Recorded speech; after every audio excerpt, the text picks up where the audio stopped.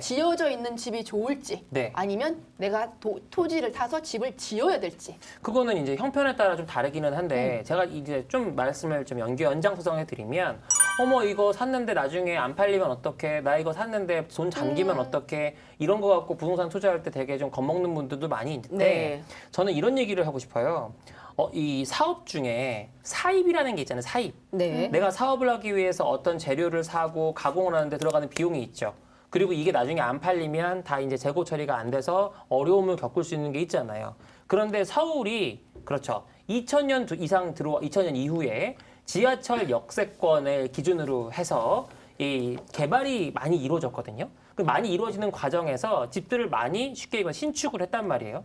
신축한 집이 이게 안 팔려가지고 나 너무 어렵고 뭐 힘들어요라는 얘기를 전 단 한 줄도 찾아보지 못했어요. 부동산 그 투자의 기본은 결국은 입지라는 거고요. 근데 네. 그 입지를 결론적으로 더 부가가치를 상승시켜주는 건 개발행위예요. 개발행위. 그러니까 뭐냐면 지어져 있는 집은요 이미 상품으로 나와 있어. 네. 시간이 지나면 상품이 때가 끼고 좀 이렇게 하겠죠. 예. 그러면 시간이 지날수록 건물의 가치는 없어지는 거예요. 10년 정도 지나면 사실은 건물값은 거의 안 보는 경우가 많고요. 네. 20년 이상 됐다? 빵원이라고 보시면 됩니다. 하지만 건물값이 올라가는 게 아니라 땅값이 땅값이 올라가는 올라가는 거예요. 뭐에 의해서? 개발 호재에 의해서 혹은 개발에 의해서. 그러면 여기서 보였을 때 짓는 집은 그러면은 당연히 그럼 올라가겠네요? 예, 올라갑니다. 짓는 집은요 철거하는 순간부터 올라가요. 재밌는 얘기 드릴게요.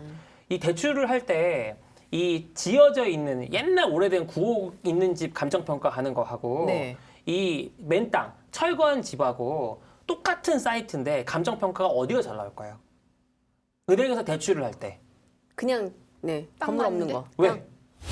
집은 개별 주택 가격이 어차피, 나오니까. 네. 아니 또 사실 또 그 가장 중요한 건 네. 쉽게 얘기해서 철거와 명도가 끝났잖아요. 끝난 집. 그러니까 두 번의 작업이 공정이 끝났잖아요. 그게 어렵지 않아요? 그러니까 무슨 얘기를 드리고 싶은 거냐면 도매시장이라고 했잖아요. 네. 결국은 백투더 베이직으로 돌려서 다시 하는데 들어가는 시간과 비용을 아낄 수 있다면 그것도 이득을 얻는 것이고 그럼 제가 여기서 어떤 팁을 드리는 거냐면 지어져 있는 집을 사시면 거주하기는 좋아요. 와 신축 혹은 다 지어져 있으니까 수리만 하고 살면 되겠네. 그렇죠. 여기서 얻을 수 있는 부가가치는 땅의 부가가치인데 여기서 마이너스가 같이 쳐지는 게 뭐냐면 감가상가, 건물의 감가상가.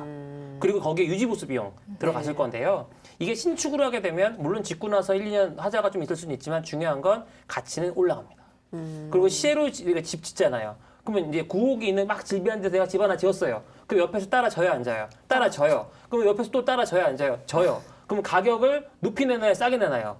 높이 내나요. 높이네요. 그러면 처음엔 안 나갈 수 있어요. 시간이 지나면 나가요. 결론적으로 아까 말씀드린 서울의 지하철 역세권, 제가 이제 이 얘기를 다시 전환을 하자면 제가 이런 얘기를 하고 싶은 거예요. 아파트는요, 대규모 자본에 의해서 지어졌고요. 이미 이걸로 돈 벌고 나간 사람은 시행자예요. 그러면 이제 소규모 주인들이 들어와서 또 아파트 가격이 오를 때까지 기다렸다가 시세 차익을 얻고 나가는 분야가 되잖아요. 근데 여기 세입자로 들어가 있는 사람은 어떤 캐피탈 게인도 얻을 수가 없어요. 주거하는 것 외에는. 그러니까 이 돈 여기다 디파짓하고 살다가 또 다음에 어딘가로 가면서 계속 돈을 쓰는 구조가 되는 거예요.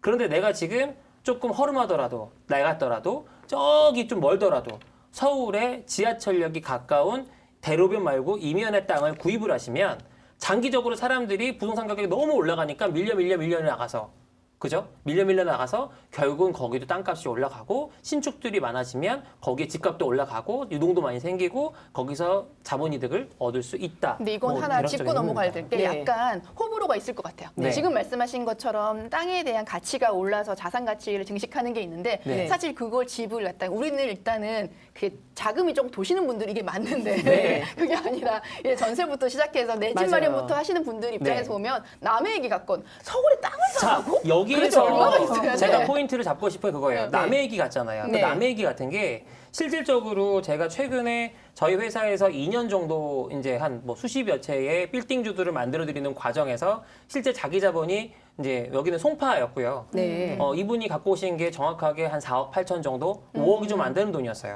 그거밖에 안 해요? 네. 네. 이분이 네. 그 자기 돈밖에 자본. 없었어요. 그죠, 자기 자기 자본이. 자본. 네. 예.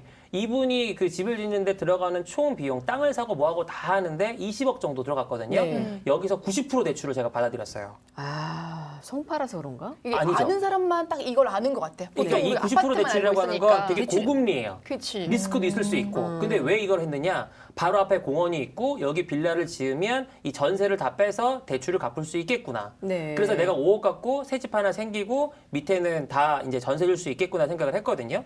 2년 됐거든요. 그 그쵸. 집이 지금 32억 합니다.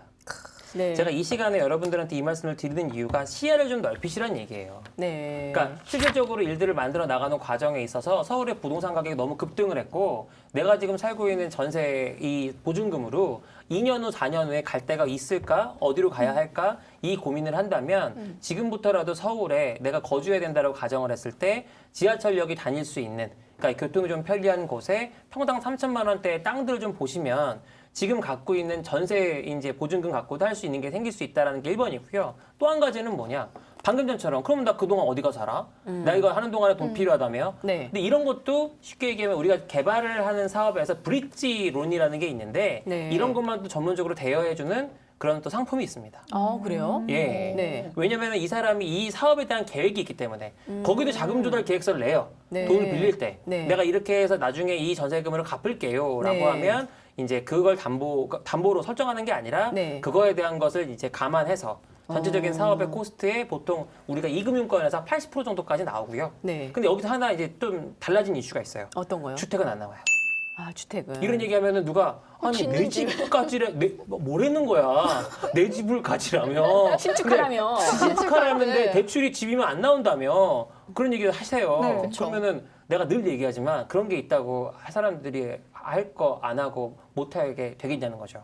자 상가 주택. 내가 사용하는 부분에 대해서만 주택으로 산정을 2.5, 하고 3.5. 밑에는 상가로 가게 상가로. 되면 네. 윗부분에서만 대출이 적게 나오는데 윗부분의 에쿼티는 또 내가 갖고 있는 전세금으로 일부 충당이 가능한 거예요. 네. 이게 하나가 있고요. 두 번째, 이거는 사실 우리 윤나경 세무사님이 전문인데 네. 지금 가장 핫합니다. 건설 임대 사업자.